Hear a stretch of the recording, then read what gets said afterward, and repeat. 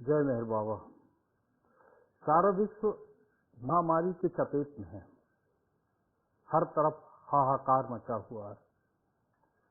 मानवता कराह रही है। विकास और विनाश यह प्रकृति के अंग हैं, और जब जब अवतार धरा पर आया तो अपने वचनों में वह निरंतर इस ओर इशारा करता रहा। सामान्य व्यक्ति बाह्य विकास और बाह्य विनाश का ही चिंतन करता है, जबकि ईश्वर अपने वचनों में कुछ गूढ़ बातें कहता है जिसे लंबे अंतराल के बाद समझा जा सकता है। ईश्वर हमेशा इशारा करता है कि यह संसार नश्वर है, जो कुछ घटित हो रहा है वह सब तुम्हारे अंदर घट रहा है या बढ़ रहा है। तुम्हें सदैव आत्मिक विकास करना है, मानव से महामानव की ओर यात्रा करना है, और उन प्रवृत्तियों का विनाश करना है जो तुम्हारी प्रगति में बाधक है। इस युग के अवतार मेहर बाबा को हमसे पर्दा किए हुए 50 वर्ष से अधिक हो गए।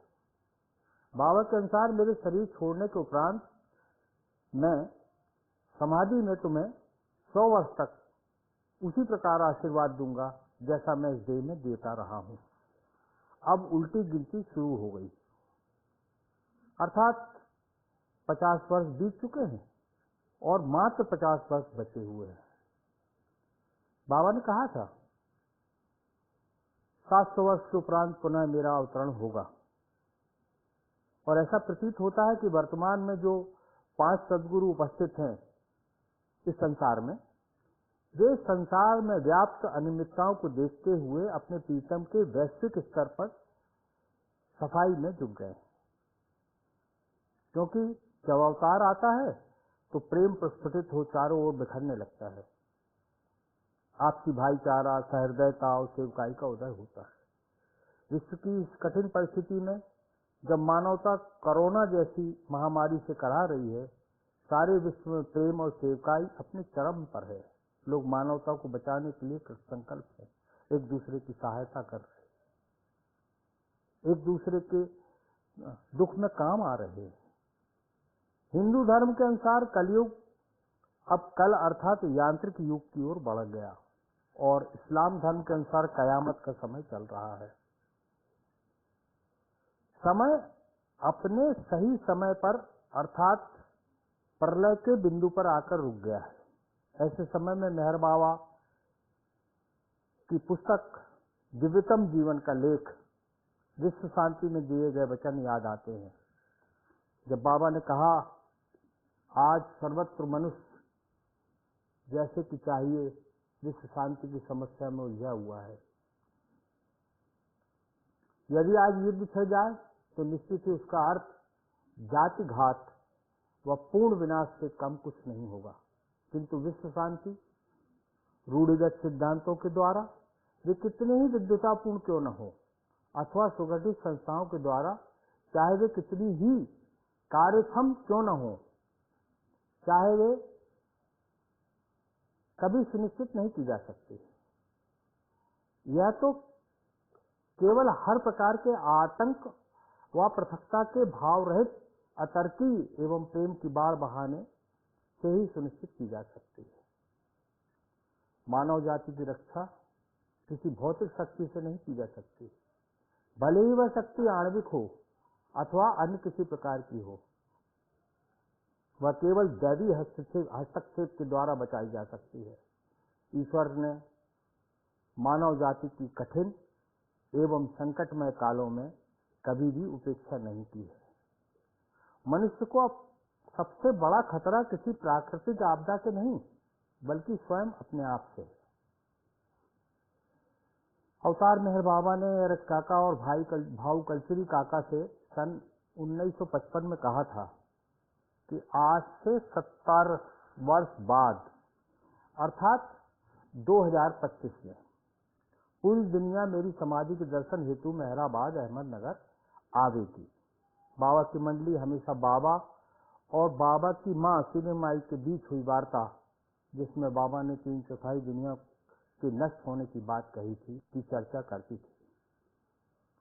एरस काका तो कहते थे एक समय ऐसा भयंकर विनाश होगा कि जब चिकित्सा जगत भी कुछ न कर सकेगा।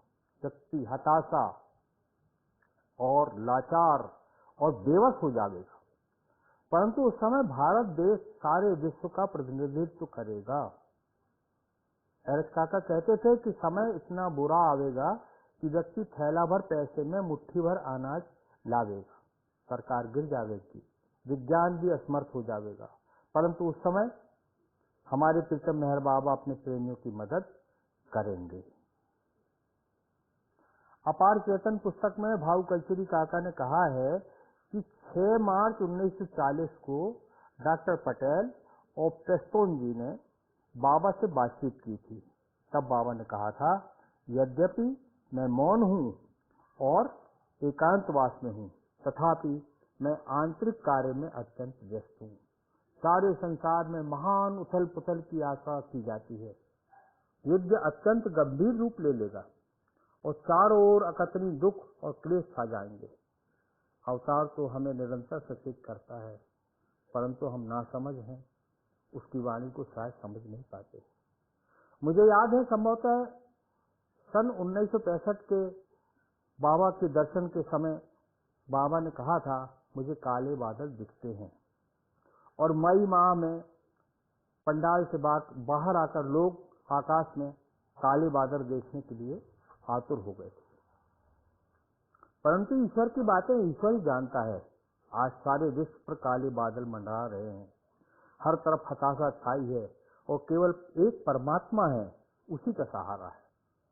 बाबा ने कहा, सब कुछ और कुछ नहीं ग्रंथ में, विप्लव के लेख में जब अणु फटता है तब उससे अपार मात्रा में शक्ति बाहर आती है। इसी प्रकार जब मेरा मौन खुलेगा और मैं शब्द का उच्चारण करूंगा, तब अनंत ज्ञान प्रकाशित होगा। जब अणुबम पृथ्वी पर गिरता है तब उससे भारी विनाश होता है। इसी प्रकार जब वह शब्द जिसका उच्चारण मैं करूंगा अर्थात बाबा करेंगे सृष्टि से टकरावेगा तो उससे बहुत विनाश होगा, परंतु उसके साथ ही प्रचंड आध्यात्मिक विप्लव भी होगा। बाबा का कथन है, मेरे दामन को दृढ़ता से पकड़े रहो।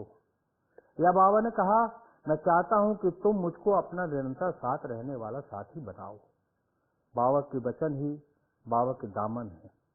यदि बाबा का एक भी वचन को हम दृढ़ता से पकड़ लें तो हमारा जीवन सार्थक हो सकता है। समय करवट बदल रहा है, नवीन मानवता हमारी बाट जोड़ रही है। हमें हमारे प्रीतम ने संसार सागर को पार करने की पद्धति बताई है कि ईश्वर का नाम, बाबा का नाम ही सार्थक होगा। वही सहारा देगा, वही पार उतारेगा। समय परिवर्तन हो रहा है, जिसके हमने कभी कल्पना नहीं की थी, वह हम देख रहे हैं। ऐसे में एकांतवास और मौन हमारे जीवन में उस प्रीतम की कृपा से प्रवेश कर रहे हैं। सहवास के द्वारा ही जीवन सार्थक होगा। बाबा का कथन है कि जो लोग संकट की चरम सीमा में मुझे दृढ़ता से पकड़े रहेंगे, वे माया को पार कर जाएंगे और सत्य में वास करेंगे। बाबा तो निरंतर हमें आगाह करते हैं, सचेत करते हैं और कहते हैं, यदि चिंता ही करनी है तो इस बात की चिंता करो कि तुम्हें किस प्रकार मेरी निरंतर याद रहे। यह चिंता सार्थक चिंता है, क्योंकि यह चिंता को समाप्त कर देगी। दया यदि चाहते हैं तो दया का उल्टा होता है याद। उसकी हमें निरंतर याद करना पड़ेगी, प्रीतम की हमें निरंतर याद करना पड़ेगी। इस संकट की घड़ी में जब सारा संसार त्राहिमाम कर रहा है, केवल एक परमपिता परमेश्वर ही हमारा सहारा है। अवतार मेहर बाबा की जय।